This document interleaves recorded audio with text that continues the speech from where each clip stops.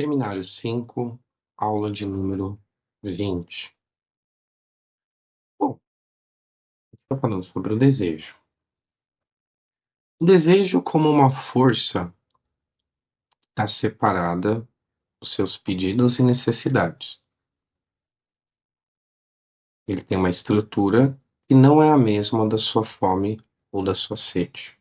Então, a fome, a sua sede, a sua necessidade vital vive uma estrutura fisiológica. Fome, salivo, o desejo separado disso. Não é isso. Então, quando você fala, nossa, estou com vontade de comer um chocolate, isso não é desejo. É demanda, tá bom? Então, é uma força que está separada dos seus pedidos e necessidades. Eu quero isso, eu quero aquilo, me dá isso, me dá aquilo. Ou eu estou com fome. Eu estou articulando, né, uma demanda. Eu estou submetendo minha necessidade à linguagem. Então, a minha necessidade, ela se separa da minha demanda. E a minha demanda, porque a minha linguagem transforma a necessidade numa demanda. Outra coisa. Então, está separado. Não é a mesma coisa. E o que separa é uma estrutura. Tá bom? O desejo como uma força que vive nas palavras. Vamos considerar, por exemplo, as palavras como significante. Então, é uma força que vive nas palavras e é articulado de uma forma mais ou menos automática pelas regras da estrutura dos significantes. Então, de alguma forma, não precisa que eu queira. Vamos voltar. O desejo, ele vive nessa estrutura chamada linguagem.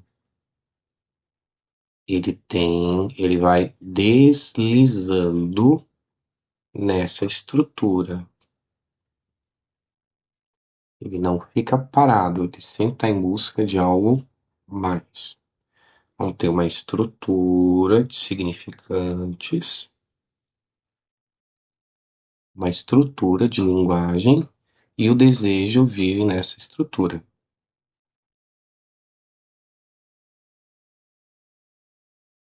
Se ele vive na linguagem, ele vive nessa estrutura de significantes, então ele pode ser articulado. Aí está a grande questão. A grande questão é que o desejo, ele não é articulado conscientemente. O que significa? Isso significa que quando eu tenho uma necessidade e eu submeto essa necessidade de fome à linguagem, e eu tô falando assim, olha, eu estou com fome, você pode me dar uma coxinha?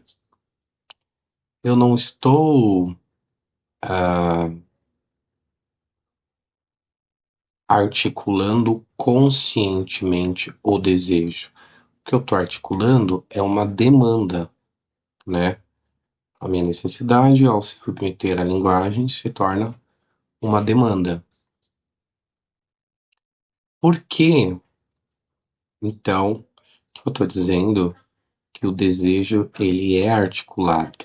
Bom, o desejo ele é articulado automaticamente porque o desejo, a gente falou isso na aula anterior, é um mecanismo.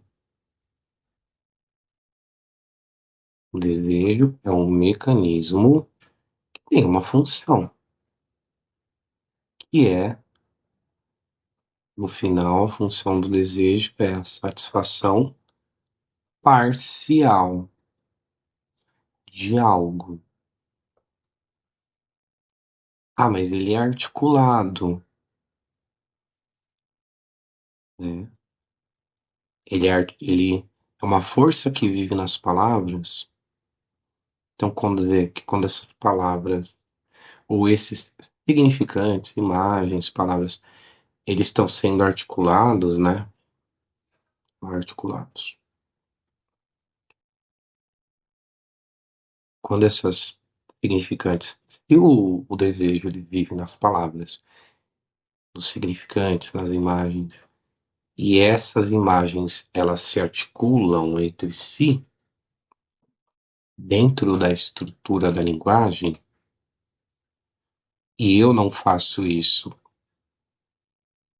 conscientemente, quando eu estou articulando uma necessidade vital,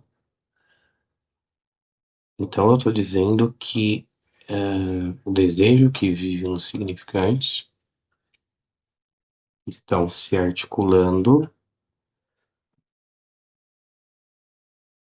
o desejo vive nos significantes que se articulam automaticamente. Significantes se articulam automaticamente, mas como que os significantes se articulam automaticamente? Por meio das regras da linguagem, que é a metáfora e a metonímia. Então, o desejo, o significante, eles vão se articulando meio que automaticamente dentro dessa estrutura, só que não é de qualquer jeito, ele obedece algumas leis. E as duas leis que ele obedece são essas: metáfora e metonímia, que é condensação e deslocamento. Então, significantes vão se articulando de acordo regidos por essas leis.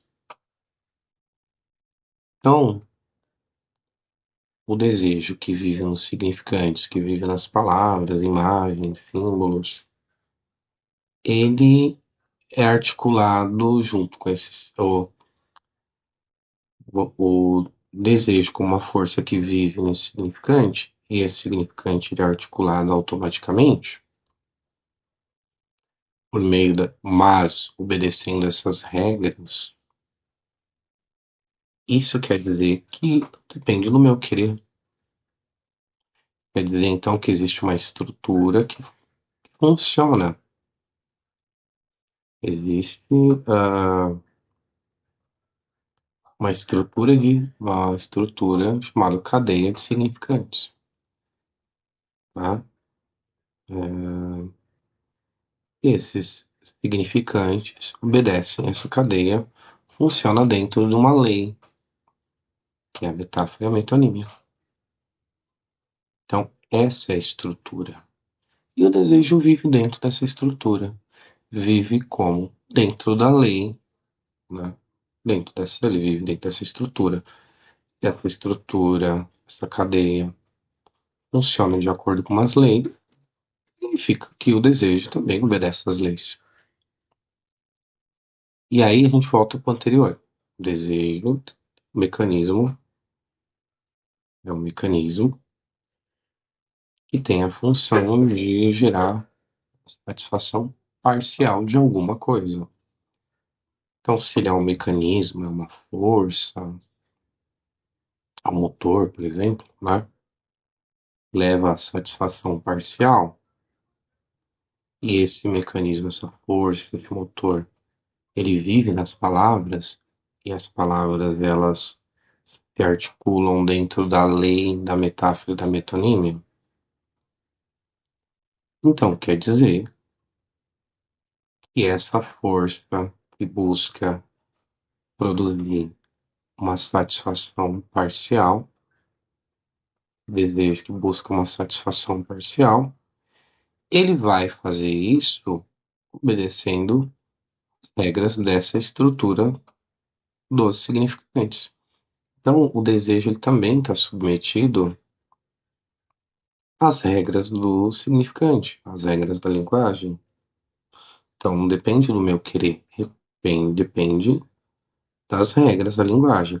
Então, se o desejo, enquanto força, enquanto motor, enquanto mecanismo, ele visa a satisfação parcial de alguma coisa, então ele vai conseguir essa satisfação parcial de alguma coisa obedecendo as regras da linguagem, a regra dos significantes, as leis que regem essa cadeia, metáfora e metonímia, certo? Bom, o desejo ele é de natureza metonímica. Falou em metonímia, falou em deslizamento. Tá? Aquela ideia da escada rolante, né? Então, é sempre em movimento, né? Então, é como se o desejo pegasse a escada rolante e não fica parado, ele vai sempre indo para um outro lugar. Por isso que a gente fala que o desejo está sempre em busca de outra coisa. Ele vai mudando a posição. Então, ele sempre está em busca de uma coisa nova, nunca para de correr. E aí, essa é a ideia do ele sempre, o desejo é sempre o desejo de outra coisa. Ele está submetido a essa estrutura metonímica que rege a cadeia de significantes. E essa estrutura metonímica é a estrutura do deslizamento, a estrutura que desliza os significantes, né? Logo, ela desliza os sentidos, desliza as palavras, as imagens. E aí, como o desejo vive nas palavras, imagens, significantes, ele desliza junto, com esse sentido, nessa cadeia metonímica.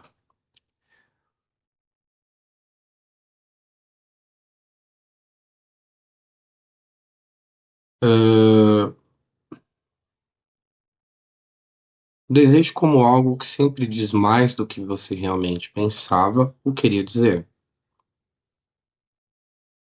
Então, se o desejo sempre diz algo que você diz algo, sempre algo que se o desejo é algo, se o desejo é algo que sempre diz mais do que você realmente pensava, opa, então eu tenho uma fala consciente, é um enunciado, é uma fala mais consciente, controlada, não é isso. O desejo é algo que sempre diz mais do que você realmente pensava. Então, o desejo escapa ao enunciado, a essa fala consciente. O que eu queria dizer, ele escapa. O desejo escapa a esse controle, a essa fala, a esse enunciado consciente. Pô, se ele escapa, se eu não tenho controle. Bom, se o desejo diz mais do que o meu enunciado, do que a minha fala consciente, significa que o desejo, ele não está submetido a enunciado, a fala consciente.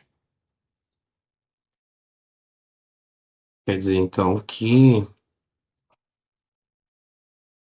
uh, o enunciado é um pouco enganado, né? Pela linguagem que você usa. O enunciado é um pouco enganado pela linguagem que você usa. Opa, o enunciado é o uso da linguagem, mas é um uso consciente dessa linguagem. Um uso consciente da linguagem é o enunciado. Então,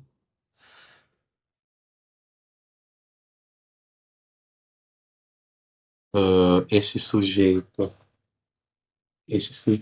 que faz o uso consciente da linguagem é enganado pela própria linguagem que ele usa. O sujeito que faz uso consciente da linguagem que nós chamamos de enunciado é enganado pela própria linguagem que ele está usando, porque a linguagem que ele está usando, né, conscientemente, ela é, ela se submete a uma estrutura, a uma cadeia que tem um funcionamento regido por duas leis, metáfora e metonímia. Não tem nada a ver com o enunciado, pelo menos nesse sentido. Quer dizer que eu faço uso um uso consciente da linguagem na forma de enunciado, mas essa mesma linguagem que eu uso, ela está submetida a uma estrutura que tem também o seu funcionamento. Nota que tem uma divisão aí no uso da linguagem. É como se a gente tivesse um sujeito consciente usando a linguagem, e como se a gente tivesse um sujeito inconsciente usando a linguagem. Bom, uma divisão. Por isso que, para o Lacan, o sujeito é dividido. Notou a divisão?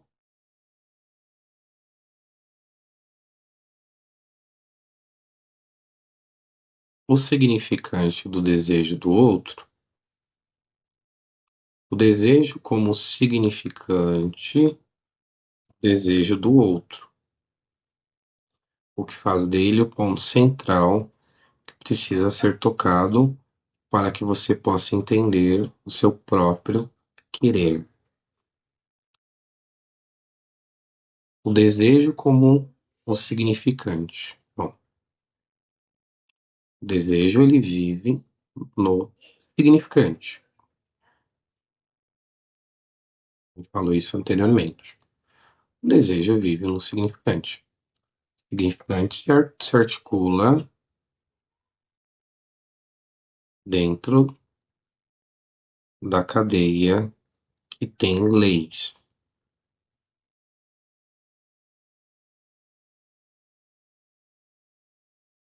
certo? O significante do desejo. O desejo tem uma marca. O desejo tem uma marca porque o desejo ele é simbolizado dentro da cadeia, quando ele, ou seja, ele é articulado dentro dessa cadeia significante. Se o desejo busca satisfação parcial de algo, a gente vai falar depois, então ele está simbolizado dentro dessa cadeia. Então ele tem uma marca dentro dessa cadeia. Ele é simbolizado dentro dessa cadeia e está submetido às leis dessa cadeia, na medida que ele é simbolizado.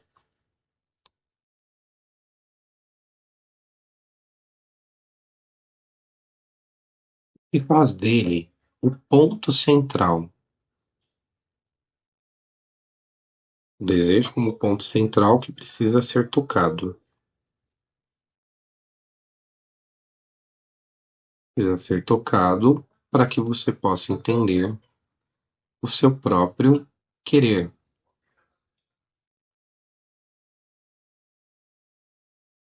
Bom, o que é o meu querer? Demanda. Demanda pode ser a necessidade submetida à linguagem, se transforma numa demanda. Mas isso é diferente do desejo. Porque o desejo é um mecanismo, uma força.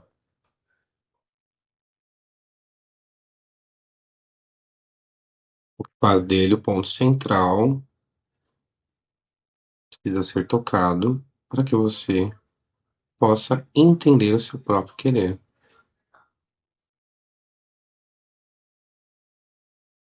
Qual o ponto central que precisa ser tocado?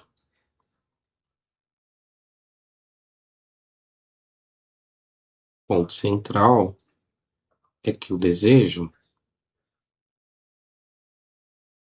ele é um mecanismo que visa a satisfação parcial.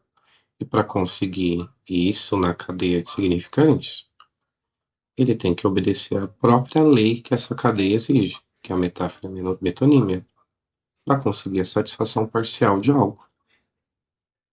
Então, o desejo ele se está submetido a um funcionamento estrutural.